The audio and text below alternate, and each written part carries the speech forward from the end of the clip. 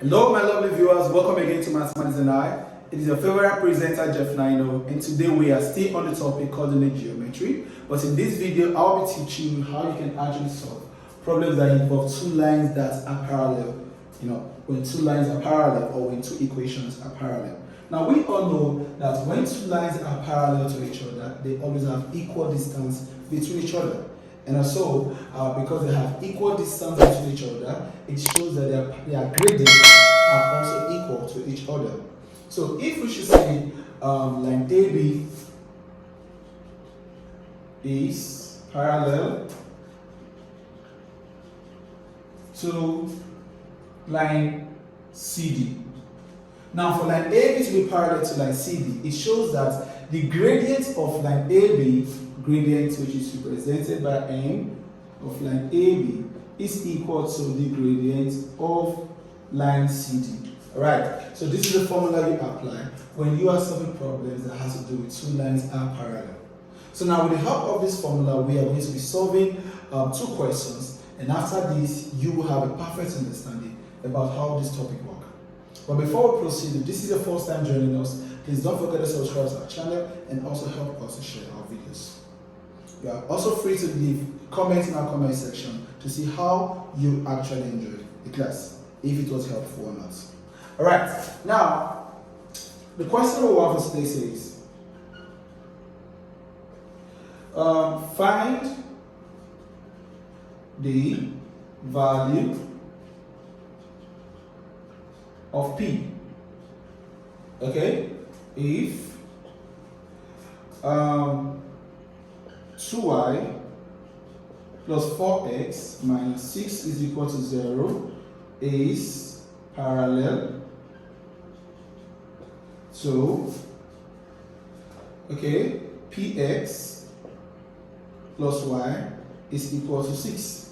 Now, here, a question will say we should find the value of p if these two equations are parallel to each other. Now, you must understand that when you have parallel in it means we are going to be applying this formula. But don't forget that in this question, what we are given were not points, but rather two equations were given. So what we are going to do first is this. We are going to find the gradient of equation 1 and also the gradient of equation 2. And before we apply the formula, we say the gradient should be equal to each other. Now, some students don't know how you can actually solve for the gradient of the equation. Now, for you to be able to solve gradients or for the intercept of an equation, you apply the equation formula of a straight line. And what is the formula for equation of a straight line? It says y is equal to mx plus c. Alright, where letter n is the gradient and letter c is the intercept. Alright, so now, but here we are not concerned with the intercept. Only what we are concerned with is the gradient. So now, let us solve for the gradient. Now, the first equation there is given as 2y, okay, plus 4x, alright, minus 6 equal to 0. Now, you can't just go ahead and say the gradient is 4 just because x carries the coefficient of 4. It is wrong. Now, for you to know the gradient, you must see that y stands alone, that y is the subject of the formula or of the equation. So now, the first thing I'm going to do now is how I can make y stand alone.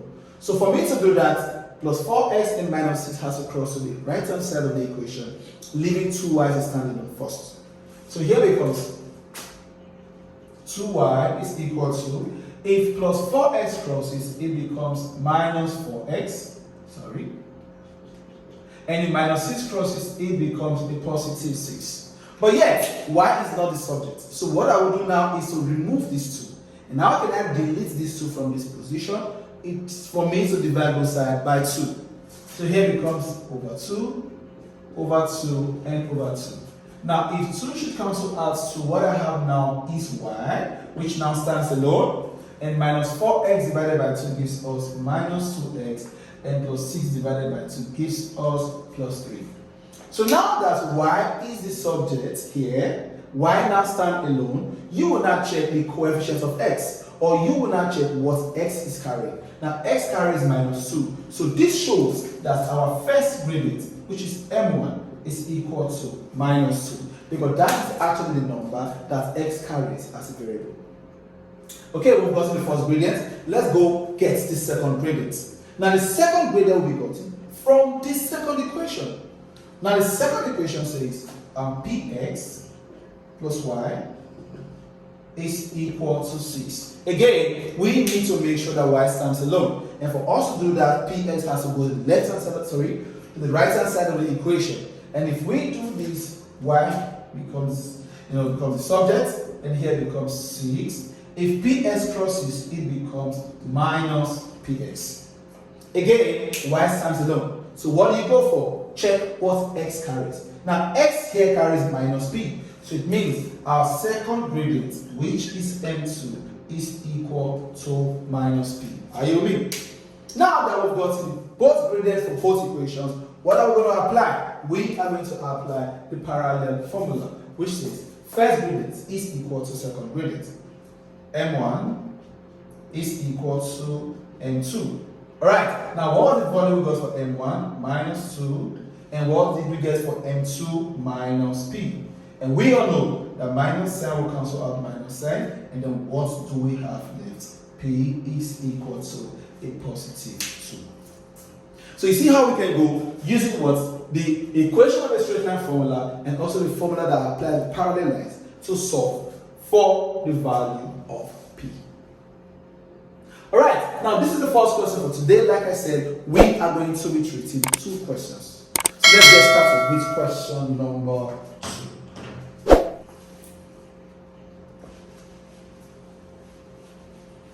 You see how simple it can be if you understand how to use these formulas. Alright, how to use these formulas. Then you are good to go.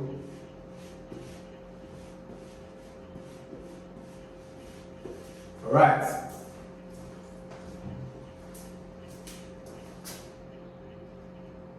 Question 2. Now, question 2 says, if the points A 6, 3 and B 4, 2 are parallel to the equation.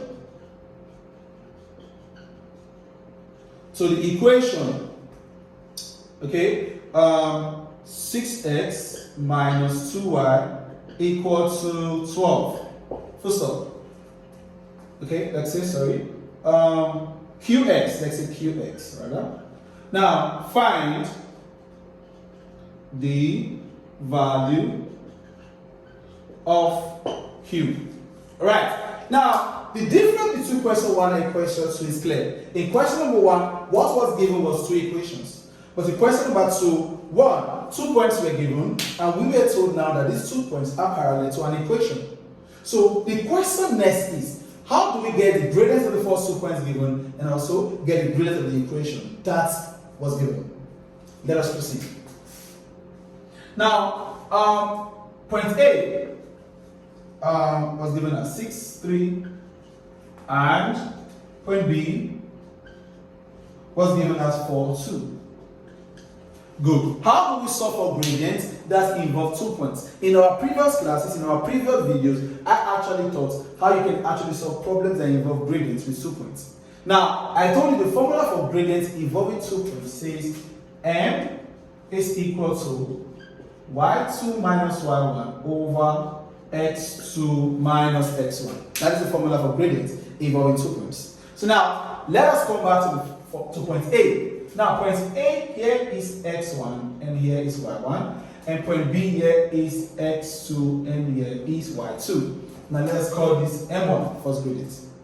Now, it means that if we should substitute these values into the formula, we are going to get this. Now, y2 is 2 minus y1 is 3 all over x2 is 4 minus x1 is 6.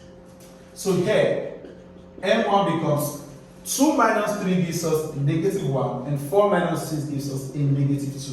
Of course, if minus sign should cancel out minus, m1 is equal to 1 over 2. Now we have gotten our first gradient, simply applying gradients with 2-point formula. Now let's go to the equation given. The equation given was qx minus 2y is equal to 12. Again, how do we solve for the gradients here? We are going to apply the equation of a straight line formula which says y is equal to mx plus c. And so it means that in the equation given, we need to make sure that y stands alone. So first of all, qx goes to the right hand side of the equation and we are left with minus 2y. Now what do we have here? 12. Now if qx crosses, it becomes minus qx. Now, to make y stand alone, we have to divide both sides by minus 2. So here it becomes over minus 2, over minus 2, and over minus 2. Now when minus 2 cancel out minus 2, what do I have left? Y is equal to 12 divided by minus 2 gives us negative 6. Minus divided by minus gives us a positive sign. Now 2 can't divide qx. So what do we see now? Qx over 2. Alright, now let us proceed. Because y now stand alone, we can now get our second gradient, which is m2. And how do you do that? Check what x is carrying, the coefficient of x. Now the coefficient of x is q over 2. So it means m2 is equal to q over 2. So according to parallel formula, okay, which says m1 is equal to m2. Now m1 gave us 1 over 2, and m2 gave us q over 2. And then for us to get q, let us cross multiply.